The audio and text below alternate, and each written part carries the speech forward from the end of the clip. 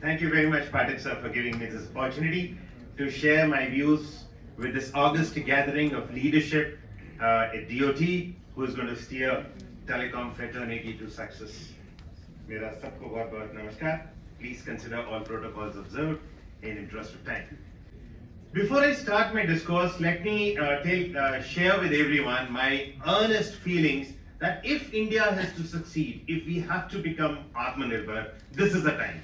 We may never get this time again. If we have to succeed, it will happen this time. Right? I've been in this industry for the last 35 to 40 years. I've never seen government being as responsive as it is today. Right from the topmost leadership, the political leadership, as well as the bureaucracy. Excellent support, never seen it before. Several policy initiatives, they've not been ad hoc knee-jerk reactions. There is a continuity, there is a process by which each of these policy initiatives have taken place.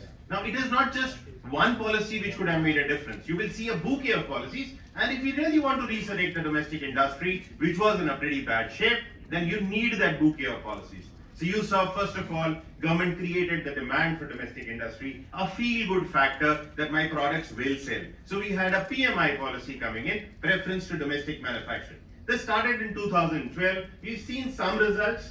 Maybe there are implementation glitches, but yes, it was a great policy, one initiative.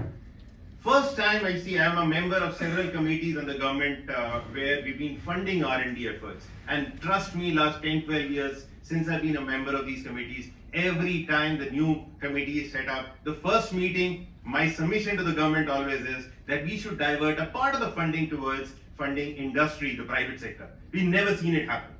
It is all, yes, that particular statement is always heard with a lot of sympathy, and yes, a lot of, a positive inclination is indicated, but we never saw government funding private sector. It was the first time with DCIS scheme, DOT took this initiative of funding the private sector companies. They were grant in aids, they were not loans. So again, one of the firsts that DOT did. Then DOT came up with this PLI scheme. Again, DOT was the first to come up with a PLI scheme where we funded MSMEs. I was initially told that the PLI is to attract large-scale investment, and that was the policy statements made by Ministry of Electronics. But we saw DOT taking a detour and supporting each one of these small MSME companies who could invest only about 10 crores. Again, a great initiative and a step in the right direction. Then we had R&D funding. I think DCIS scheme, first round, 52 crores given to some 17 companies, 100% success. And you will see the results of the success in my subsequent slide. Now we funded up to 10 crores. Some 52 odd crores are being allocated for some 43 awardees. So these are some of the firsts that we did. The PLI scheme, as I already said, extended to MSME. Then they came up with a DLI. So if I do domestic value addition, they give me 1% extra. Excellent initiative, because so far Government of India used to fund for investment, for plant and machinery, give some subsidy, transport subsidy, excise, and people could manipulate. Today what you're doing, you're giving incentive on the incremental production. So it's a very proactive and enabling approach that the government has taken. I've never seen in my life, I'm a apolitical animal, let me share with you, but I'm actually a fan of the minister today. He is so approachable. He'll have a one-to-one meeting, and next day morning, he'll have a meeting at 9 o'clock on Friday. Saturday, his office will call up, Tulisa, आपने comment भेजना था, वो 3 comment नहीं भेजे, right? Such kind of follow-up, monitoring of our key asks, I've never seen in my life before. So this is the time if we have to succeed. We already have a robust ecosystem. Speakers before me have already indicated that. We have, as a result of our DCIS schemes, we have a galaxy of companies who have designed IoT applications, M2M applications, we have NMSs, we have eNote Bs, we have EPCs, all 100% designed by Indian companies.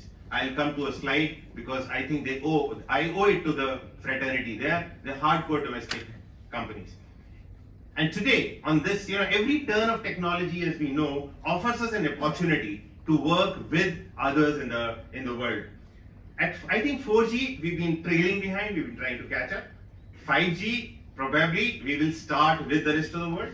And as we move from 5G to 6G, which will, and as Upadhyay Sahab said, Now, as we are moving from 5G to 6G, software will play a larger and larger role.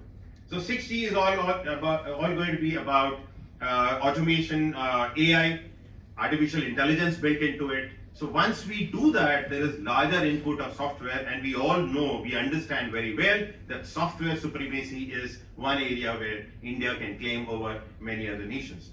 I'm told 35-40% of the people, scientists, research scientists in NASA are Indian. So that is one area in 6G we would definitely be able to work ahead of the global players.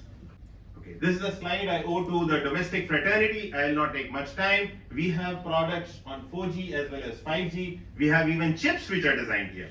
So you have not only the EPC, the radios, the IMSs, the core designed here. We also have Signaltron, and they have designed an Indian chip. So that will take care of our sovereignty, our privacy interests, and our, we would not be dependent on anyone else. These are the companies, various different companies. I'll not get into details, but various companies. Each one of them are startups, and most of them have been funded by DOT under the DCIS Scheme 1. And many of them have also received grants of 5 to 10 crores for doing larger projects now. So that is a commitment that DOT has shown. So as I said, it's been a process. It's been a process where we started by creating a market demand. We started funding R&D. We started supporting them. There is we used to talk about India handicap, the domestic disadvantage of India, our interest rates being high. So government said 7% aap le lo. So 7% compensates for all the Indian disabilities that we've been talking about. Trust me, industry does not have a ask today. Most of our demands, they have been fulfilled. They took the next step forward. Most of these companies that I showed in the previous slide, they are making subsystems or modules of the telecom network. Customer doesn't buy a radio, customer doesn't buy an IMS, customer doesn't buy an EPC. What he needs is an end-to-end solution. And that is where, Coral pitched in, and again, government supported it, the top leadership supported it, and they wanted us to set up consortium approach wherein we would integrate all these pieces, because customer is not going to buy just a radio. And the radio guy will keep trying selling it to a MNC or to a large telco who would keep blaming this radio guy that, look, you don't support these legacy protocols, you don't support this particular RFC of 3GPP, hence they will never get attraction. So we started building on consortium approach, and we created solutions for various end use cases. Just a diagrammatic representation. We created platforms and just screening these. This is a typical use case that we demonstrated to Indian Army. Indian Army requires in the field mobile vehicles where there would be a 5G network. They will create a cellular network in the field, in a jungle, which should be backhauled to the Army's NFS network, which is the network for spectrum. They have IMS. So it should work seamlessly. We demonstrated it to them in 21 signal group. Multiple vehicles, setting up a mesh network, so you create in a very large area, 10 square kilometer kind of an area, 3-4 vehicles. They all work in a mesh network. They are all self-sustaining, redundancy they create between themselves. And when they are connected to the central nodes, if they're connected to the central nodes, then they would work as part of the Army's private network. Here we're talking about a completely converged network, because Army doesn't need only mobile. They have E&M phones, they have walkie-talkies, they have UHF, VHF, they have wired phones, they also have IP phones, they need cab radios. So all those things, we stitch them together because each of these pieces were available with domestic companies. Something that can be done for a building, we made a proposal, in fact, to the secretary that we could do it at Sanchar Bhavan. That could be one of the first few pilots where you could have all your IoT devices, the temperatures, sensors, air monitoring systems, all your cameras, all your data interfaces, the Wi-Fi's, as well as cellular phones as intercoms, working as part of your wired intercom system. And this could be a great pilot because that can be emulated by everybody else. NTPC needs it, NHPC needs it, ISRO needs it. Connect Sanchar Bhavan with TEC, connected with Vitorni office, and show a complete one-to-one seamless converged platform. Something similar that can be done for Parliament House, the new Parliament House, which which has come up. We propose solutions for mines. We propose solutions for railways. Okay, I'm talking about these use cases because as Coral Telecom, I do PBXs for all these customers. So, we tried building solutions, we gave some demos. Now, this is again, trust me, this consortium approach was not Coral's idea, it was not my idea. It was a DOT's guidance. Sometime in January 2022, Secretary Sir gave us a challenge. He says, आप लोग मांगते रहते हो, आपके product तो बिकते नहीं है industry के. I'd gone as a part of the association. So we said, give us 3 months, I will stitch together these and we will give a demonstration. May 2022, we did it on 13th floor of Sanchar Bhavan, which was a great success. Trust me, it was a roaring success. It was better than the success or traction that we've ever seen even in Barcelona, because the audience was absolutely focused. And DOT invited other ministries, they are the customers. So it made a lot of sense. So you will see there's a continuity, right from giving incentives, right from giving, subsidizing our production, giving us PLI, giving us DCIs, giving us funding for R&D. So having said this, I think we have what domestic industry has been asking for all this while. But I think it'll be unfair to the industry if I was to only appreciate. People will say, "Yaar, tum chamchagiri karke aa gaye." So we have a long way to go. We still have some asks, and now that AST sir is here, members are here, let me put my asks. So we have a long way to go. What we have done so far is we proved all this on a table. And everybody here in this room understands to prove on a table is very different from actually proving it in the field. The kind of bugs, the kind of field issues that you face are very, very different. So what we need is now a concerted approach where DOT supports us for setting up pilot projects. Fund us and make sure that everybody's skin is in the game.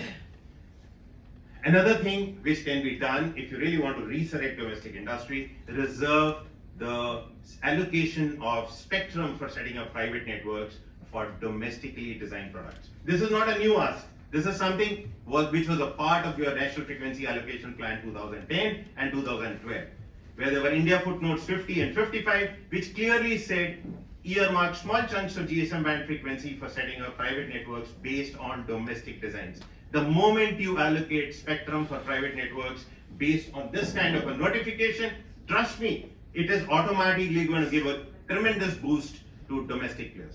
Just make sure that these domestic players are genuine domestic players. They are not the Firangi products coming in Indian dresses. Handholding, as I said, in a consortium approach to create solutions and pilot deployments, CDOT, TCL, RailTel, they could take an initiative. And everybody's skin, if it is in the game, I think we will have a great success story. Mittal Saab spent a lot of time talking about certification, great process, standardization. I am one of those people who advocate TEC. But today there's a problem. The problem is that we have a diversity of certificates. And the customer at the end who floats a tender uses this diversity of certificates to favor a vendor whom he wants to vend. Should I take a ER? Should I take a GR? Should I take a IR? If I have, say, GR, he says, I want an IR to Lisa, aapke paas IR nahi. And trust me, you go to DEC, they will say, look, IR is a subset of GR and ER is a subset of IR. It's actually not true. It is a myth. It's a false fallacy. Because the names used in each of these papers are different. So I have GRs. That means tomorrow morning, TEC should be able to give me IRs and ERs for each one of them. Not happening. And now there's yet another element finding place in this entire game. There is an element called COA, Certificate of Approval from TEC. Now intentions are perfect. I'm very much with the people who started this particular philosophy of COA. You're going to give a certificate. TEC is going to give a certificate based on user specification. So I will say I have a telephone, it has a red button which glows at night. So this is my specification. Now TEC will give me a certificate. If it's a TEC certificate, say DMRC, Delhi Metro will say, I want telephones with a red button which glows at night. This is my functional requirement. हम तो रात को काम करते हैं, इसलिए हमें radium वाला बटन चाहिए. और किसी की वस्तु है नहीं. So तुली साहब आप ये certificate ले आओ ना. So this becomes a method of actually favoring certain specific vendors that you want to favor. And COA, that means if there is a TEC certificate which is for every user, then what's happening? Is it not an antithesis of standardization? Because everybody will have a different certificate. So either you earmark COA only for sake of certification, just to tell that yes, I manufacture. It should not be a certificate for sale of product in the country. ER also started as an entry barrier. You can check with those who designed the ER. We were told it's going to be an entry barrier, and but today ER has become a de facto standard. So we have to even take an ER. I would very strongly once again suggest that earmark large chunks of R&D funding for funding product-led research efforts by private companies. Promote 100%, 100 pilot projects. That's something which is very important. Implement, see if we can implement PLI in turnkey projects, because that becomes a major method of circumventing the policy. Turnkey projects, state projects, as well as World Bank funded projects, today they are exempted from this. So if we can get this implemented, now these are certain things which can really help the industry further. Line of credit, grant in aid programs, telecom should become an integral part of it, and there is a very strong case that I can advocate as to why domestic line of credits should have telecom as a major ingredient. Another thing, those people who have been, who have been fined to violate the self-certification in the MIA process. TEC is the administering body. We should have a mechanism of punitive action. There is somebody, I paid 2 lakhs, TEC gave me a certificate that yes, the other bidder has given a fake self-certification. You need to blacklist him, because today I find him doing it at 3 other tenders. So there has to be teeth given for those, for the implementing agencies to make sure that these self-certificates are not false, and strong action has to be taken. Some other suggestions are, manpower attrition is a big problem. If we can have PhD programs and MTech programs which are given for working on domestic design products with industry, then that could be, something, a methodology wherein we could address the problem of manpower attrition. Trust me, manpower attrition is very, very big problem, especially in these, in these competitive industry areas. How many people are there who work on 4G or 5G? And there are MNCs who are willing to pay just about anything. Last suggestion, MSME. There are a lot of incentives for MSME. Government has done a lot of things, but 70% of that incentive is actually going to MSME companies who are actually traders.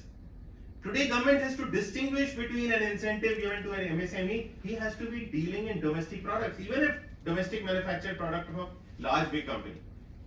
Unfortunately, you will find, you can see your own tender documents, some of the biggest of the MNC players, they don't bid directly, they bid through their distributor, and the distributors are MNC.